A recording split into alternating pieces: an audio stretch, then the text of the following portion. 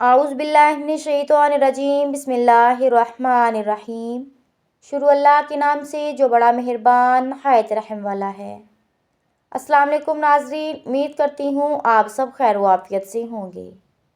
ناظرین، video start کرنے سے پہلے میں آپ سب سے گزارش کرتی ہوں کہ میری ویڈیو کو پورا دیکھیں۔ میری ویڈیو کو پورا دیکھنے کے بعد اس کو لائک کر کے اپنے دوستوں کے ساتھ شیئر ضرور کریں۔ آپ سب سے گزارش ہے کہ میرے چینل کو زیادہ سے زیادہ سپورٹ کریں تاکہ میری حوصلہ افزائی ہو سکے اور میں ایسی مزید اسلامک ویڈیو بنا کر آپ کے ساتھ شیئر کر سکوں۔ ناظرین، اللہ پاک نے انسان کو پیدا کرنے سے بہت پہلے ہی زمین و آسمان بنا لیے تھے اور اس وقت انسانی زندگی ابتدائی حالات میں تھی۔ حضرت آدم علیہ السلام اور حضرت حوا علیہ السلام زمین پر آباد ہوئے تو اللہ تعالیٰ نے ان کو اولاد سے نوازا۔ حضرت آدم علیہ السلام کی اولاد میں 2 بیٹے حابیل اور قابیل بھی ہوئے۔ قابیل کے ساتھ جو بیٹی پیدا ہوئی وہ خوبصورت تھی، جبکہ حابیل کے ساتھ پیدا ہونے والی بیٹی خوبصورت نہیں تھی۔ قابیل نے حضرت آدم علیہ السلام سے کہا کہ وہ اپنی جڑواں بہن سے شادی کرنا چاہتا ہے۔ حضرت آدم علیہ السلام نے اپنی شریعت کے مطابق منع فرمایا کیونکہ اللہ تعالیٰ نے اس کی اجازت نہیں دی تھی۔ قابیل اپنے برتاؤ میں بھی سخت تھا، وہ کھیتی باڑی کرتا تھا۔ آج بھی کھیتی باڑی کرنے والوں کے مزاج سخت ہوتے ہیں، جبکہ حابیل بہت نرم مزاج تھے۔ وہ بکریاں چراتے تھے۔ بکری ایک عاجز جانور ہے۔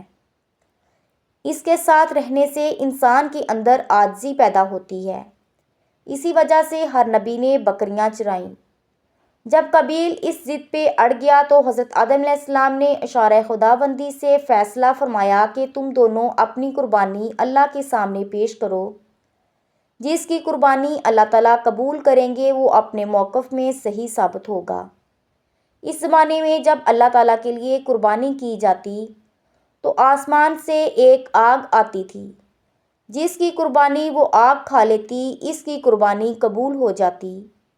حابیل نیک اور مخلص انسان تھے۔ انہوں نے اپنے گلے سے سب سے اچھے جانور کو قربانی کے لیے پیش کیا، جبکہ قابیل نے سب سے گھٹیا پھل نذرانے میں دیا۔ آگ آئی اور حابیل کی قربانی کو کھا لیا۔ حابیل کی جیت ہوئی اور قابیل کی شکست کا فیصلہ ہو گیا کہ حابیل متقی اور نیک انسان ہے اور وہ اپنے موقف میں درست ہے۔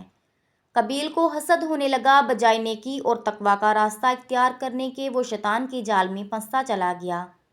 اس سے حابیل پر بہت غصہ آنے لگا۔ اس نے ٹھان لی کہ وہ حابیل کو قتل کر کے رہے گا۔ ایک دن موقع پا کر اس نے حابیل سے کہا کہ میں تمہیں ختم کر دوں گا۔ حابیل نے کہا کہ میں تم پر ہاتھ نہیں اٹھاؤں گا، میں مظلوم بننا پسند کروں گا، ظالم بننا نہیں۔ قابیل نے حابیل کے سر پر بڑا سا پتھر مارا جو ان کی موت کا سبب بنا۔ یہ دھرتی پر پہلا انسانی قتل تھا اور پہلی موت بھی۔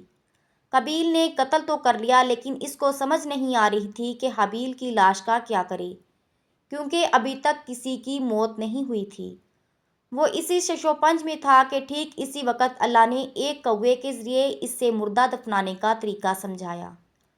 ایک کوا اپنے ساتھی کو زمین میں گڑھا کھود کر دفنا رہا تھا۔ قابیل بہت شرمندہ ہوا۔ اس نے دل ہی دل میں سوچا کہ میں تو کوے سے بھی گیا گزرا ہوں کہ کوا تدفین کا طریقہ جانتا ہے اور میں نہیں۔ قابیل نے گڑھا کھودا اور حابیل کو دفنایا۔ اس کے بعد قابیل جس سے شادی کرنا چاہتا تھا اس سے ساتھ لے کر حضرت آدم علیہ السلام سے بہت دور نکل گیا۔ حضرت آدم علیہ السلام کے ساتھ جتنے لوگ تھے ان میں سے جو شیطان کے بہکاوے میں آتے گئے وہ قابیل سے ملتے گئے۔ حضرت آدم علیہ السلام کو جب حابیل کے قتل کے بارے میں پتہ چلا تو آپ کو بہت صدمہ ہوا۔ حضرت آدم علیہ السلام کی اصل عمر 1000 برس تھی، چونکہ اپنی عمر کے 40 سال آپ نے حضرت داؤد علیہ السلام کو دینے کا کہہ دیا تھا، اس لیے آپ کا انتقال 960 برس کی عمر میں ہونے والا تھا۔ جب حضرت آدم علیہ السلام 960 سال کے ہو گئے تو بچوں سے کہا مجھے جنت کے پھل کھانے کی خواہش ہو رہی ہے۔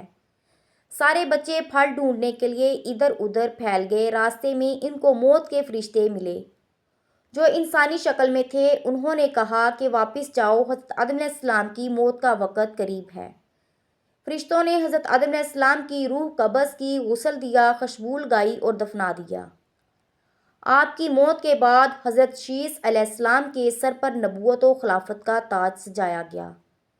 حضرت آدم علیہ السلام کی وفات کے 1 سال بعد حضرت حوا علیہ السلام کا بھی انتقال ہو گیا۔